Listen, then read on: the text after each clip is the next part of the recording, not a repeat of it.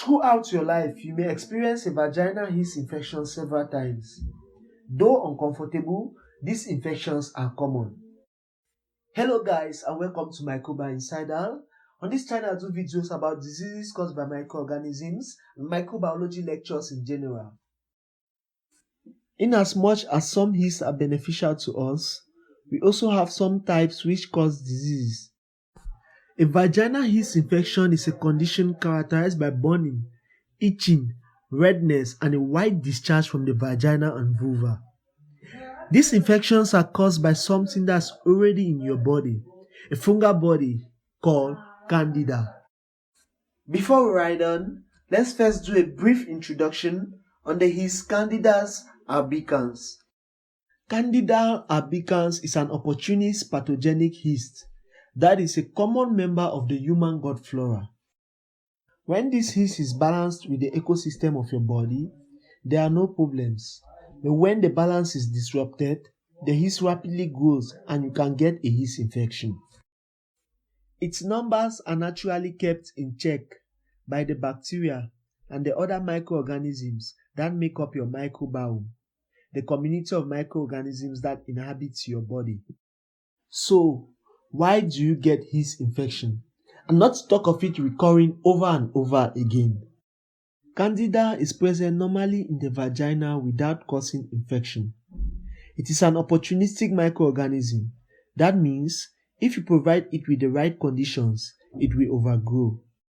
For example, we use yeast to allow bread to rise, and in order for that yeast to thrive, we have to keep it in a moist and warm environment.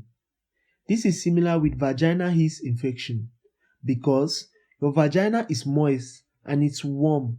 So if we throw in some other conditions, we can pretty much bake ourselves a yeast infection. Some of the conditions are a change in the pH of the vagina. You can change that by douching, using vaginal deodorant, feminine hygiene wipes, or antiseptic wipes. All of this changes the pH of the vagina and make the yeast more likely to grow. Also, if you've recently taken antibiotics, what sometimes happens is that the antibiotics wipes away the bad as well as the good bacteria, and then there's no competition anymore for the yeast, and the yeast is free to grow and it will thrive and give symptoms of thrush. This is so because the vagina is normally occupied by the bacteria lactobacillus, which is the normal flora of the vagina that produces lactic acid and help prevent infection. With this lactobacillus bacteria out of the way, the yeast will have no one to compete with and grow in peace, causing infection. Also, if you're diabetic, you have an increased chance of developing a yeast infection. When you have diabetes, there is too much sugar in your urine, and the vagina is impacted by this surplus of sugar. Sugary environments serve as a suitable environment for yeast to grow. Yeast infection has an increased chance of occurring during pregnancy and while using hormonal contraceptives. Your hormones can be all over the chart during pregnancy and when using hormonal contraceptives. This change in your hormones can disrupt the balance of candida in the vagina. There are several telltale signs of vaginal yeast infection, and these symptoms include an itchy sensation in the vagina and vulva. Not everyone tends to get the itch, but if you have it, it can be intense.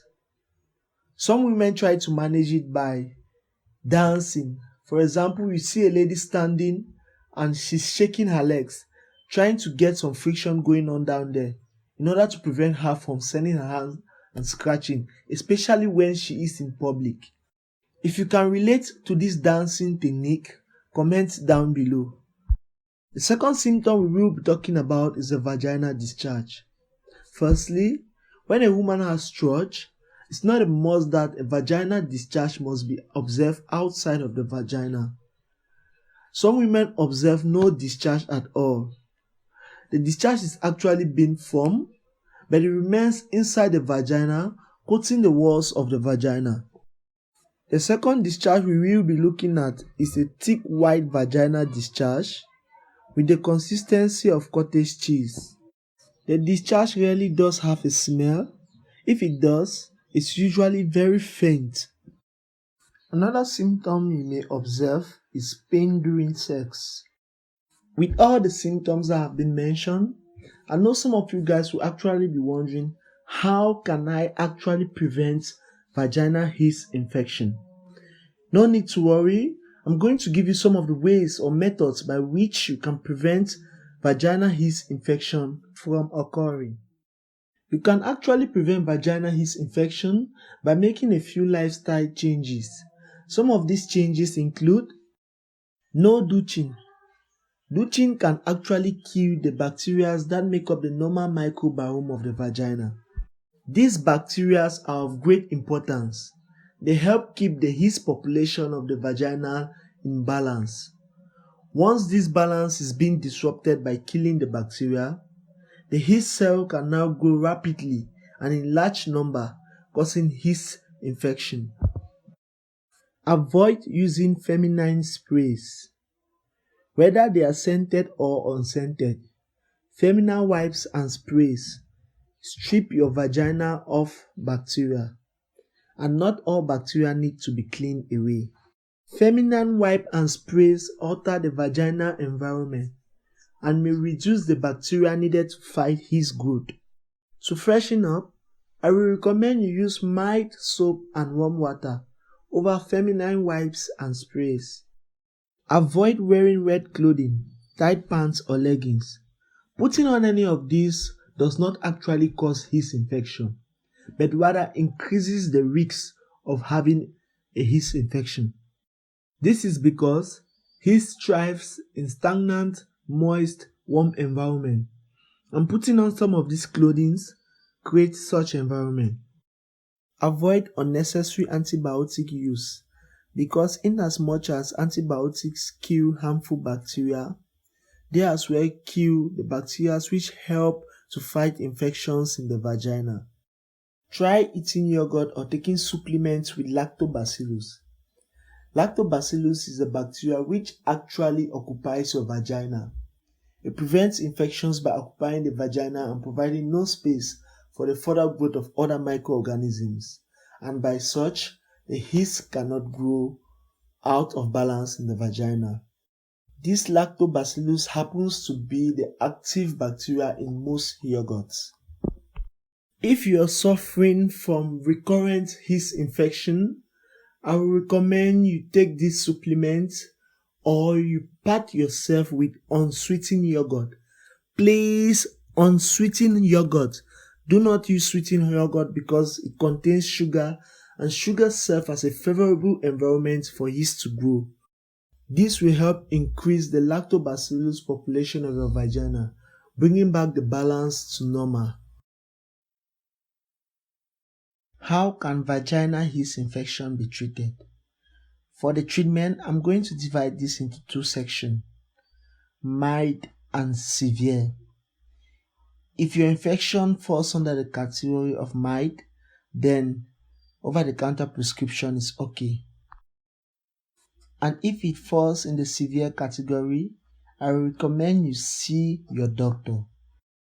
The first type of treatment is a short-course vaginal therapy, where antifungal medications which are available as creams, ointments, and tablets can be taken for 3 to 7 days. Some of these medications are miconazole and teconazole. The second type of treatment is a single-dose oral medication, where a one-time single oral dose medication of fluconazole can also be taken. Oral medication isn't recommended if you are pregnant. And that's that for this video. Please do not forget to hit the subscribe button, give this video a thumbs up, share, and turn on your notification so whenever I upload a content, you won't miss out. You can also follow us on the various social media platforms by searching the handles showing on the screen.